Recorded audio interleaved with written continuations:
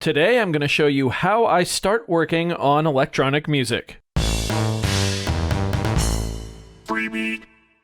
Hey, how's it going, everybody? Welcome to Freebeat, where I post new music-related content every single day, so if that sounds good to you, hit that subscribe button, ring that notification bell. Today's patron shout-out goes to Bugs to Bugs. Thank you so very much for the support.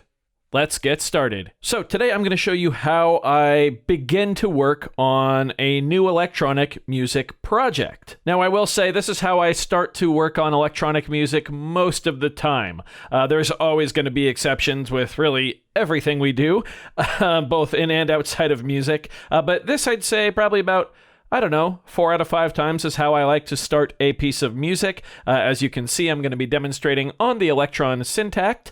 I would also like to throw out a little disclaimer.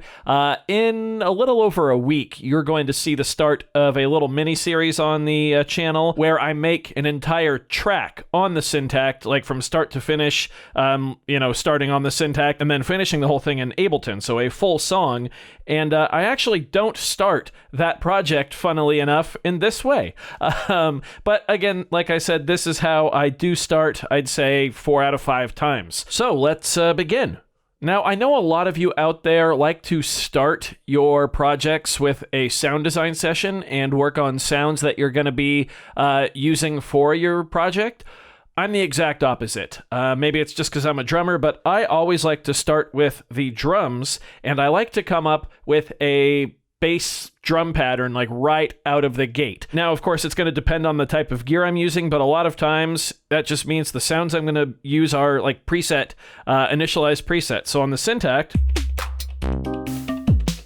literally not going to touch a single engine or machine, that's what they call them. I'm just going to leave all 12 of our tracks the exact same. Now, as tempting as it is to just throw down a kick drum 4 on the floor, it might not always be the best way to start. Especially in my workflow, I typically will kind of start with a snare drum.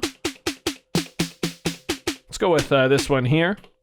And I like to put it on beats 2 and 4. On the Syntakt, by the way, we're counting through our pattern as 1E and 2E and 3E and 4E and then I'll just kind of hit play, turn on the click,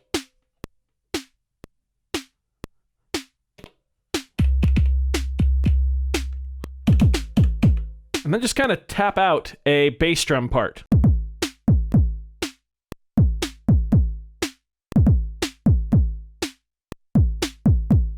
Okay, so that right there requires 2 measures, so I'm going to go ahead and set this to 2 measures long right out of the gate.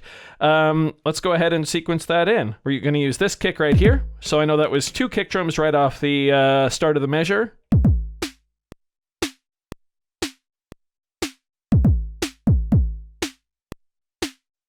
Go to the second page. Oh, now that was a mistake. But that actually sounded kind of cool. Let's try that instead.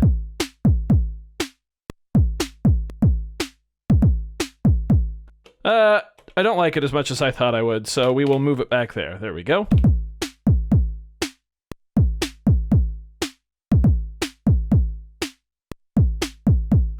Okay, let's go back to measure 1 here and get a hi-hat. We'll just use the stock digital one here. I'll just punch in 1/8 notes, and then we'll have a listen and see if we have some leeway to add or subtract more notes. Also, we can turn the click off now.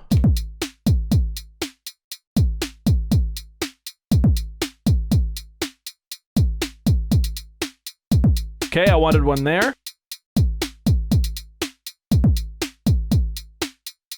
And one right here on the first measure.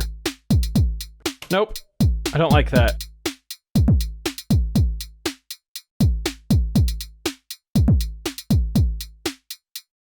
Try it right here, maybe? Yeah, that's good. Okay, so now we could start working on like a bass line or something, you know? We could start playing around with that.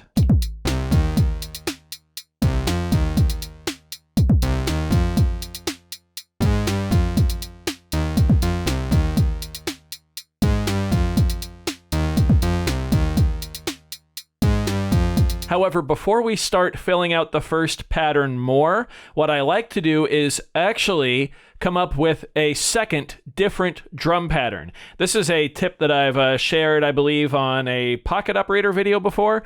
But when you're first starting out, if you can come up with 2 or even 3 unique drum parts, it'll make coming up with different sections of your song further down the line a lot easier. So imagine if we just kept working on pattern 1 here. We added a bass line, some chords, some kind of arpeggio, a lead line, and then we're like, okay, time for a second section, for a B section. We'd be starting completely from scratch and really have no clue where to go. So if we can instead go to a second pattern here and come up with a different drum pattern, it'll be a lot easier to come up with a different section further on, which in my opinion is very, very important, having multiple sections, because you have to keep your listener engaged, and repeating the same thing for 4 minutes isn't going to do it, at least in my experience. So let's go ahead and turn off the keyboard view and go back to the hi-hat here. Now, we are at 16 steps long, so just one measure. That's okay for now. Again, we are working on pattern number 2. So let's just once again go 8th notes here. And we can jump back to pattern 1 to have a listen to see how we want to change things.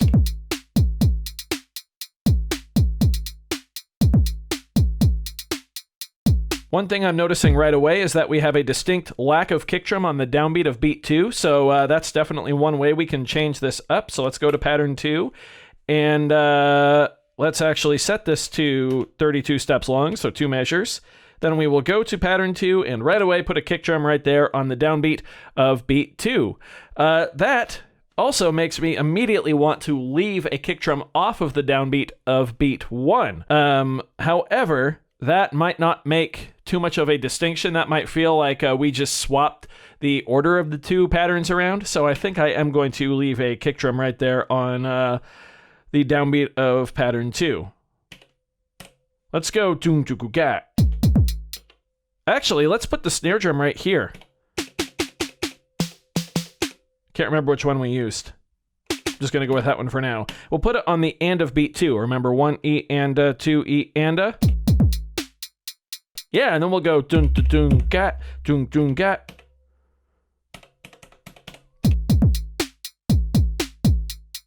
Yeah, awesome. Then in pattern 2, we'll go dun da dun da dun da dun da. I just kind of heard that in my head. It just popped in. So dun da dun gat, dun dun ba boom boom ba. Yeah, something like that.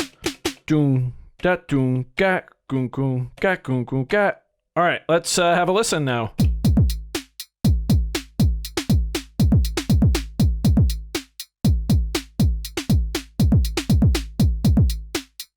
Super fun, really playful, I think, and it should be a nice counterpoint to our first pattern. So let's go ahead and listen to pattern 1 4 times, and then we will listen to pattern 2 4 times. Here we go.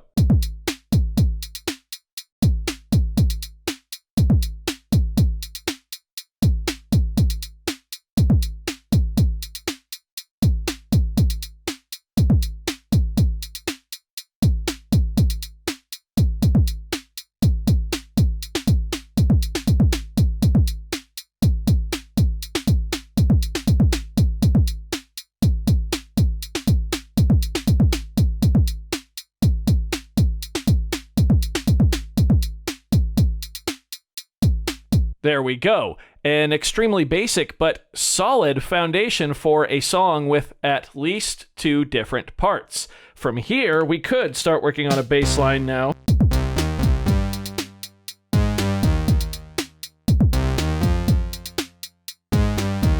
In fact, let's record something in.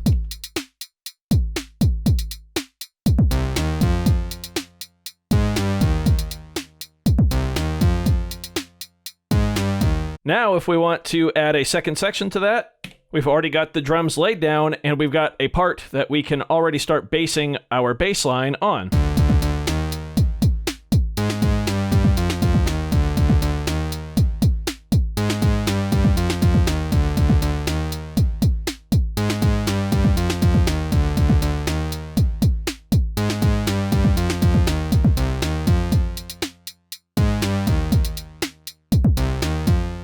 And automatically that also has me wanting a second bass on part 1 here, or on our first pattern.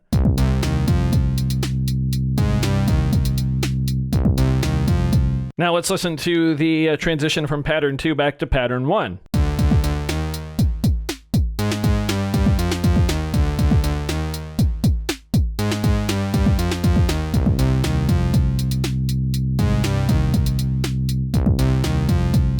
Now, obviously, that's not very smooth, and we will need to do quite a bit of sound design to get this, where we're going, but that's the next step, is to start working on your sound design from here, start changing the sounds that you've already used.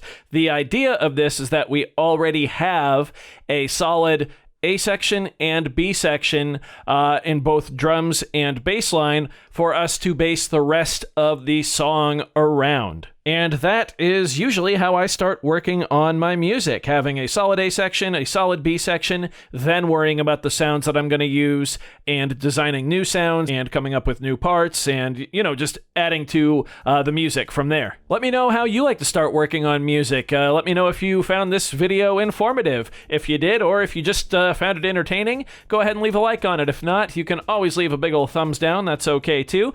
Doesn't hurt my feelings, just makes me try that much harder next time. Either way, be sure to hit that subscribe button, ring that notification bell. Thank you all so very much for being here. Thanks for watching. We'll see you next time. Bye.